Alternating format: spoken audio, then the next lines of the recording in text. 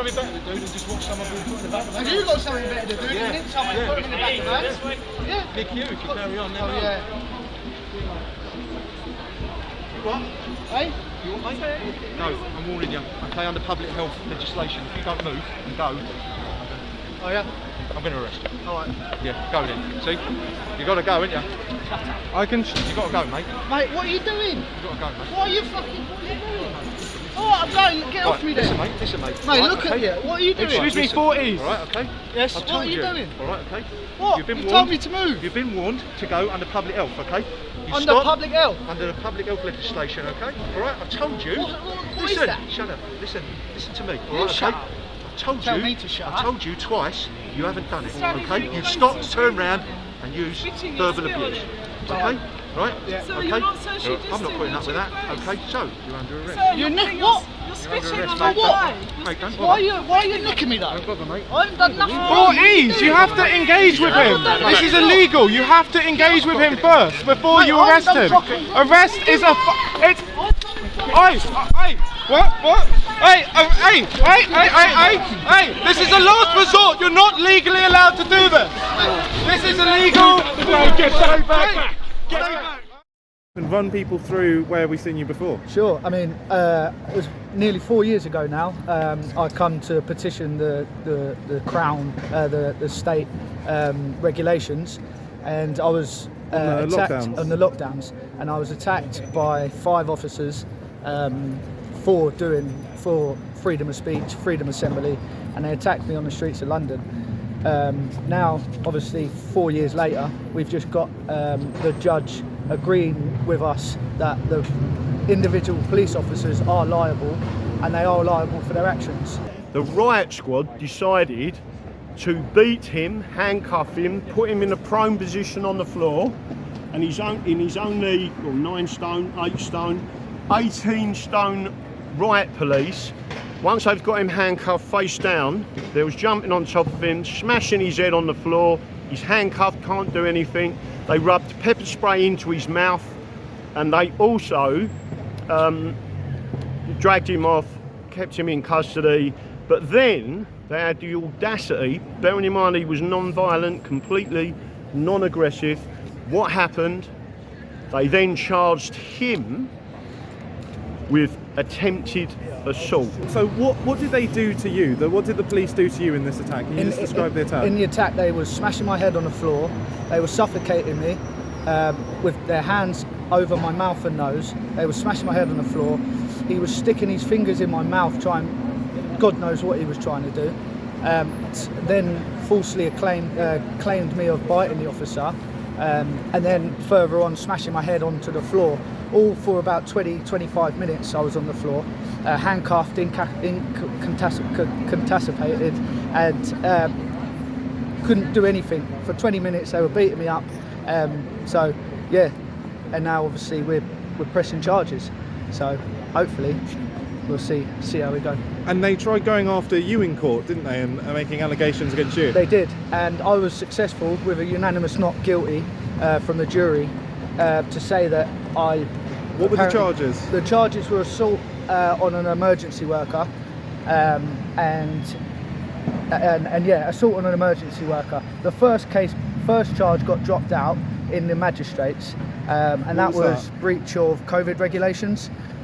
So that got thrown out straight away, and then they just proceeded to claim that I bit the officer and I attacked the officer, which obviously in the jury they all agreed with me and said I didn't bite the officer. Where have we seen that before? That seems a bit familiar, doesn't it? Well, it does, yes, exactly. And it's almost like it's from a secret Met Police handbook. Exactly, I know.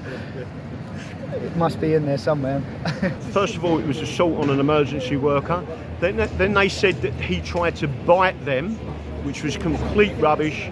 It went along again with some of my assistants.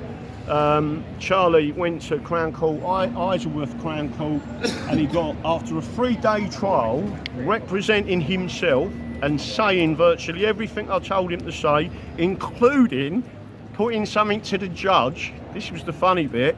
And then Charlie's rung me up and said, "You've caused some big argument between the judge and the prosecution." And I said, did you say what I said? He said, yeah. So then the judge was arguing, and the judge in that trial put torture to the jury, right? It's the first time it's happened in this country. A judge has put torture to the jury. Do you believe these officers tortured him? Because that's unlawful violence, and he got a unanimous not guilty. So what you've done, rather than just sue the police civilly, you're going after the individual police officers. So explain how that works. So I'm going after the individual officers because the individual officers are personally liable for their actions, and it states that in many different laws and in their oath, and it states that they are individually liable, and that's what we put across to the judge, that they are liable. Their side was saying no, they're not. It's only the commissioner that's liable. And we're saying no, that it's all of them involved in the act is liable. So yeah. And so you put that across, and what was it like seeing the master, they call him, in there? Yeah, it was quite daunting actually. She was really good. She was really good. She understood everything that we put across to her, and she narrowed it down. We've still got quite a lot to do with the case. She listened, which is the important thing. So when I say she listened, we explained to her that police officers are not employees, they are Crown servants, and as such the opposition lawyers and barristers were trying to persuade her that they were employees, and then we showed them basically the law, showed them that the Chief Constable is a joint tortfeasor. Nowhere does it say that individual officers are sole tortfeasors. So what we've said is, if you read the Police Federation's own documents, they tell you that all officers are trained, that you are independent, you are a complete legal entity, each individual officer, and that you are personally liable for anything that you do, right? So once that was, and we showed the documentation to the judge, she read that, she accepted it, and then she come back to them and said all of them are personally liable. So, and that's what's basically happened. So there's lots of information out there that people can go and find out themselves. But it is easier if you've, I mean, like myself, read law for 30 years. I am a constitutionalist. We're all constitutionalists that are up here today. So again, his case stated and all that stuff went through. So there's a number of people I've represented as a Mackenzie friend. Every one of them, bar one, has, well, I've had convictions quashed in the Crown Court, case stated into magistrates. Recently we had a guy who was arrested, and it turns out it was a completely unlawful arrest because it was summary only, and the police run out of the magistrates' court once it was presented to the magistrate, and they said you wasn't even allowed to arrest this guy, let alone keep him in custody for a weekend. It's not an arrestable offence. So they use violence against that person. There's lots of things. If people understand the law, and I don't want to be, I will say this, right? There's plenty of people out there on YouTube, etc., saying they know the law, all this free man of the land stuff. When you go in a court and you stand in the High Court and you sit in front of a judge, and the judge listens to you and then says, after I've gone through the whole legal aspect of this case, thank you very much, Mr. Moore, you've been very helpful, and she finds in our favour. That's the difference between people who know the law and people who spout bullshit on YouTube. It's as simple as that. So can you explain how a private prosecution works as compared to a civil suit? A private prosecution, virtually anyone can bring one. You must have evidence, but I will say this, you need to be very careful with private prosecutions. The CPS or the Attorney General can step in, even if you proceed in the magistrates and it's approved, they can step in and shut down the prosecution. That's since 2012, there was a High Court ruling on it, and it's completely wrong. So a civil case is not a criminal case. It is literally the balance of probability. So a jury, and there will be a jury in this case, the jury can decide, once you've examined all the evidence, the video evidence, the police evidence, the fact that a police sergeant camera didn't work, and this is the police sergeant who's smashing his head on the floor, suddenly his camera don't work because it shows evidence of him committing the assault, right, the actual tool, so suddenly his camera don't work. All of that a jury and the balance of probability can take into account. So again, private prosecutions and tort, civil law is different.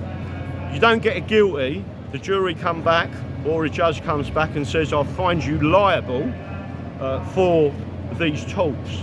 Whereas if you was prosecuted privately or otherwise in a criminal court, you then become guilty or not guilty. And so what are the benefits and drawbacks of taking this avenue against the individual police? The drawback is if you don't get a liability on all 5 of them, so it's the police commissioner and 4 police officers. If they're independently, and they will be, independently represented, if the jury or the judge says I don't find for this person or this person, you could end up paying out for their legal costs. Again, we are confident, and the reason we're confident is we've got, by the way, your video evidence, which was fantastic, and it shows how important independent journalism is. Because I can tell you now, the Daily Mirror, the Sun, the Times, and all them people out there, and Sky News would not have allowed us to use that footage in a court of law, right? But independent journalists are doing that, and we're holding the police to account, right? So again, once you understand the process and what to do and how to do it, it's quite simple. But I've done it quite a few times now, and again, as a Mackenzie fan, I'm a constitutionalist, so I've studied the Constitution of England for the best part of 30 years. It's not a 5-minute wonder. And when people start talking about torture and UNCAT, which is the United Nations Convention Against Torture, Criminal Justice Act, 1988, Section 134, people don't understand that there are laws there to protect us. It's down to us to force them to be used against the police. And so what could be the consequences for the individual police officers involved in this matter then? Well, so there are a number of torts. There's probably 12 individual torts against each individual officer. You could be talking 150,000 pound damages, because the judge said you're seeking vindictory damages and you're also seeking exemplary damages, which means punitive damages to stop them doing it again to people. So what you get is a situation, so let me just make sure people understand. If you only take the police commissioner at the court or the chief constable, right, the damages come out of police funds. It's the taxpayer paying for the damages. So we've got the police commissioner, he's going to get found guilty, but then the 4 individual officers, that doesn't come out of police funds, that comes out of their pocket. So one of those officers is now retired. He retired with £130,000 tax-free in his back pocket, and we're going to take it off him. And if he doesn't give it to us, and obviously we win the case, that's the guy that we've got the most evidence against, we'll make him sell his house. But one way or another, this fella is going to pay for what he did to Shirley. And other police officers out there are going to know we're coming for you personally. It's your personal liability. And if you want to lose your house, right, you better start behaving yourself, and smashing people's faces on, and heads on the floor when they're handcuffed, face floor on the front, it's not on. How do you feel about all of this generally? Are you feeling positive after today? Yes, I am very positive, and I just know that having Graham on my side, I'm sweet.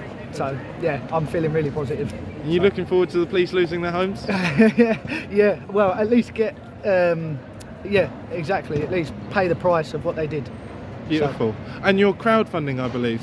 If yes, I am. Yeah, unfortunately, £4,100 I had to pay today for the solicitor to come into London. I suppose. And the opposition to come into London. So. But that basically, we won the principal part of the case. Their cost was something like £7,000, and the judge said, "Well, you've lost that part of your case, so we're taking that off you." But the other two parts of it were minor. But it adds up to £4,125. So we've got to crowdfund that, which shouldn't be an issue. And then once we do that, we've got to do a reassessment of the case slightly, an amended case statement, put it all forward, and she said then we'll go forward from there. Beautiful. Well, thank you very much. Thank you so much, and thank you for your help with videoing it and everything, so I really appreciate you, so thank you. It's okay. Thank you very much, lads. Hopefully a link below.